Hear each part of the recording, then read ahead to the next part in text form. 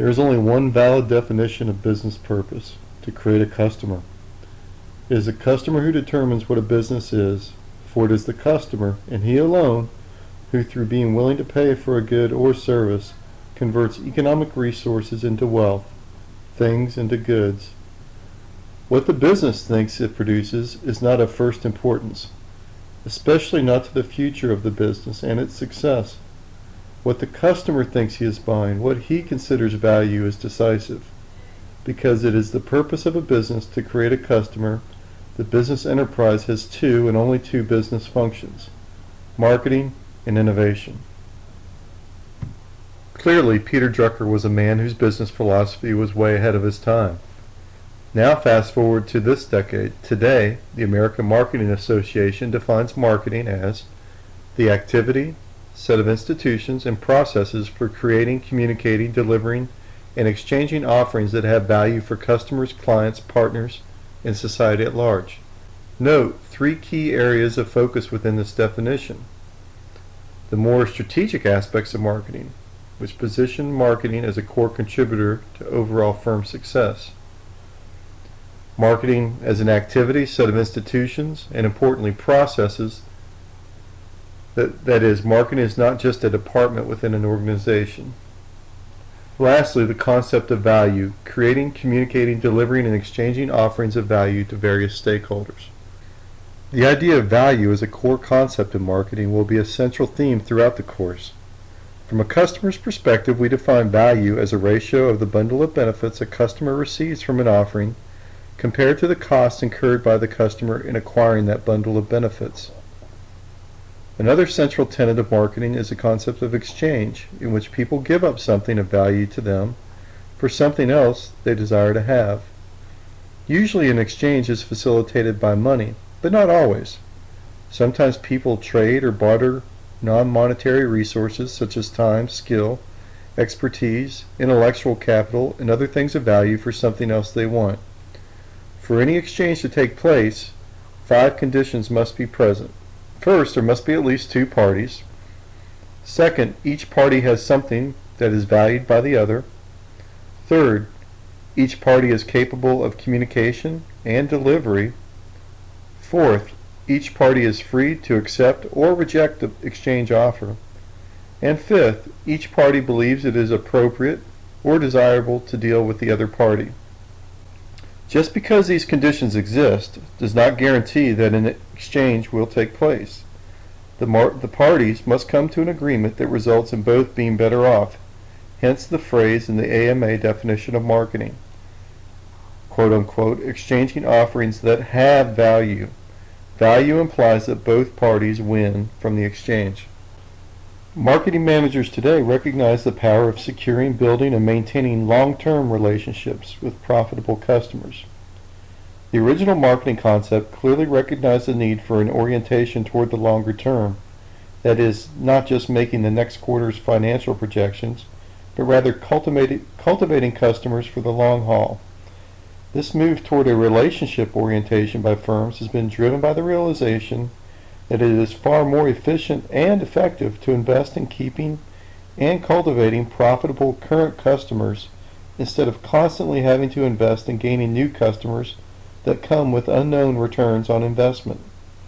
Certainly most firms simultaneously focus on both current and new customers, but no company wants to be in a position of losing great customers and having to constantly scramble to replace the associated lost revenue.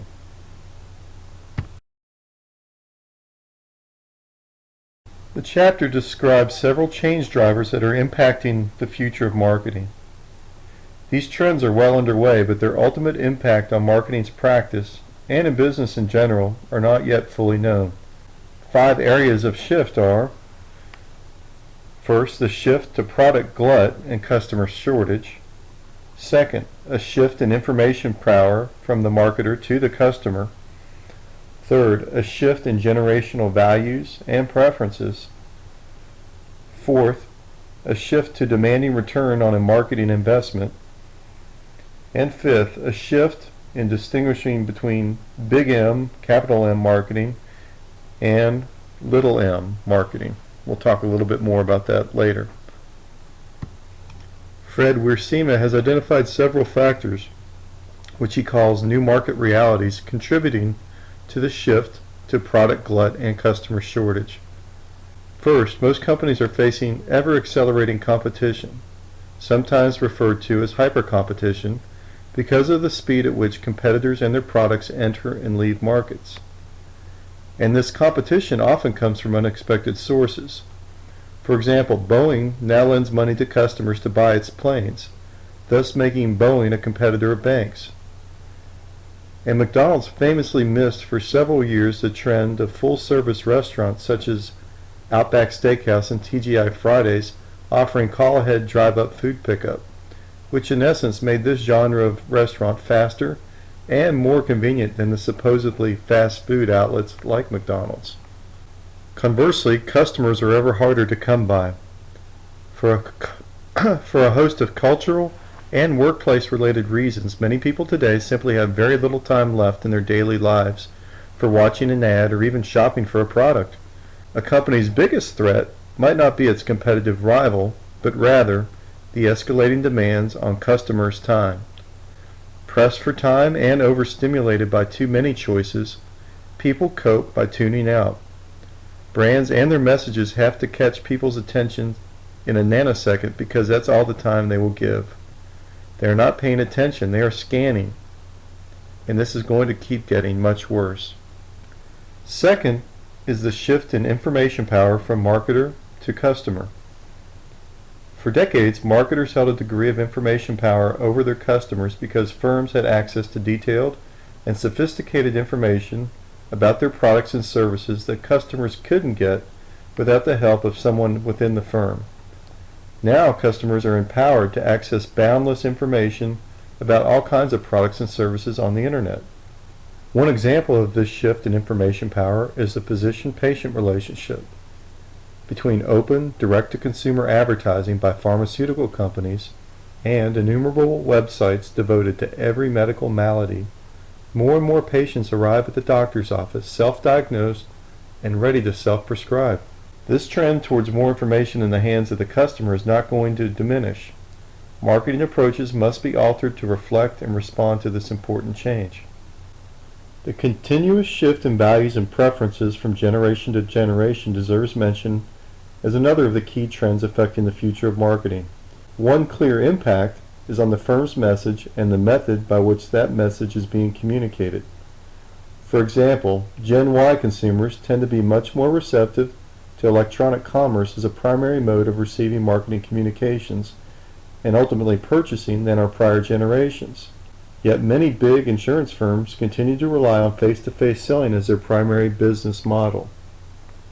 This preference has clear implications for how marketing carries out its management of customer relationships across generations and also calls into question how much value younger customers derive from the different approaches to relationships.